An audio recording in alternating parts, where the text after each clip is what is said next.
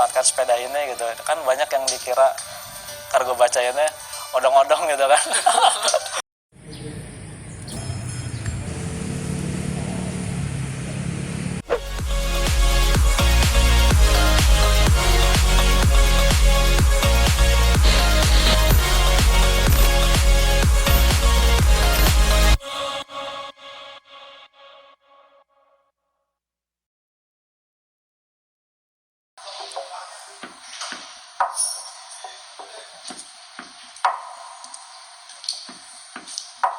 Dari dua gerakan literasi yang digagas Edi, Kampung Buku adalah yang pertama dijalankan.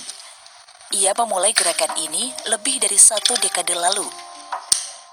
Edi bercerita, banyak orang yang membantu dirinya ketika mendirikan Kampung Buku di kawasan Cibubur, Jakarta Timur. Dihibahkan oleh seorang ibu yang sama. Oh, yang ini. Iya. Jadi ini tanah nih ada nih. Tapi manfaatinnya buat bikin perpustakaan. Wah senang. Tapi di sisi lain, aduh gimana ya? Ada yang berat juga karena apa? Karena kan ngasihnya tanah, nggak bangunan kan. Iya benar. Akhirnya 2010 itu saya pinjam uang ke koperasi 5 juta untuk membuat saung.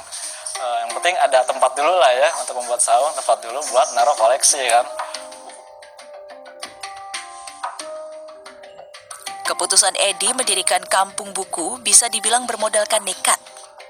Tapi ia berhasil, sehingga membuat Kampung Buku sebagai sumber literasi masyarakat dan juga surga permainan bagi anak-anak di sekitar.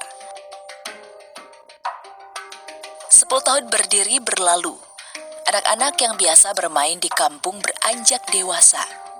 Beberapa ada yang ikut dengan Edi menjadi relawan di Kampung Buku. Salah satunya Novia Uliana.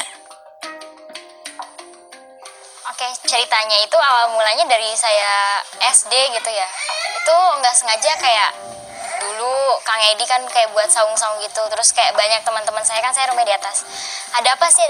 Terus kayak bergabung gitu, ngikut kegiatannya. Dari saya kecil sih, sampai saya lulus kuliah ini ya saya tetap bergabung terlibat di Taman Baca Kampung Buku ini. Kiprah Edi di bidang literasi terdengar ke seantero negeri. Ini membuat satu persatu bantuan datang dengan sendirinya. Pada 2017, seorang dermawan memberikan bantuan dana kepada Edi. Ia juga menyarankan agar Edi membuat perpustakaan berjalan. Di awal sih bukan perpustakaan ya, ada sepeda kargo gitu, sepeda kargo yang dibuat oleh Badrul Alam. Sering banget saya ngomong Badrul Alam, Alam Project ya. Alam Project gitu. Ada nih ngelihat nih, wah bagaimana kalau saya beli nih sepeda kargonya gitu untuk dimanfaatkan untuk perpustakaan bergerak gitu. Awalnya ini banyak yang ingin membeli gitu kan, dari luar Jakarta banyak sekali, tapi walaupun penawaran dari teman-teman yang lain itu lebih mahal, Alam melepasnya ke saya gitu. Setelah sepeda dibeli dan dimodifikasi, Edi pun memulai giat taman baca bergerak di akhir pekan.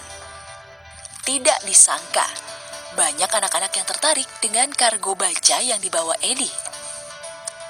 Sukanya itu banyak juga anak-anak yang memanfaatkan sepeda ini gitu. Kan banyak yang dikira Kargo Baca ini odong-odong gitu kan.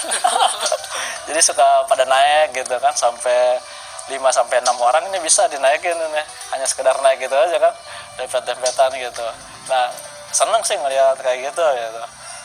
Anak-anak antusiasme seperti itu gitu. Yang penting dia mendekat dulu ke sepeda lah sebelum masuk ke buku gitu. Ide dan gagasan Edi untuk mempromosikan literasi seakan tak ada habisnya. Belum lama Kargo Baca berjalan, muncul lagi satu gagasan baru, yakni Harta Karun Buku. Ini adalah kegiatan di mana Edi dan sejumlah relawan membagikan buku kepada masyarakat umum.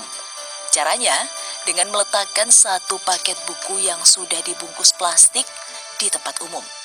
Siapapun yang melihatnya boleh membawa pulang. Ya benar, selain mengkampanyekan minat baca itu kan di pesan yang tadi itu tuh yang ditulis di situ kan tertera bahwa selamat Anda mendapatkan harta karun buku gitu. Buku ini boleh dibawa pulang ya, boleh dibawa pulang dan dibacanya gitu. Terus setelah itu kalau kamu senang dengan gerakan yang satu ini, boleh di-share foto-foto saat kamu menemukan buku gitu atau pas saat membaca gitu.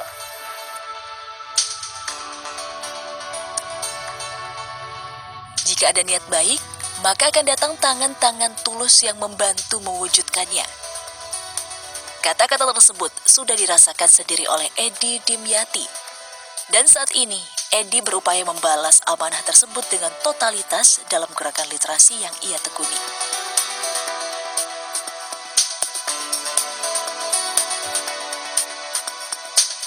Oh, kangen banget, kangen banget. Kadang kalau misalnya saya keluar gitu ketemu, mbak-mbak yang gelar buku itu ya, iya gitu.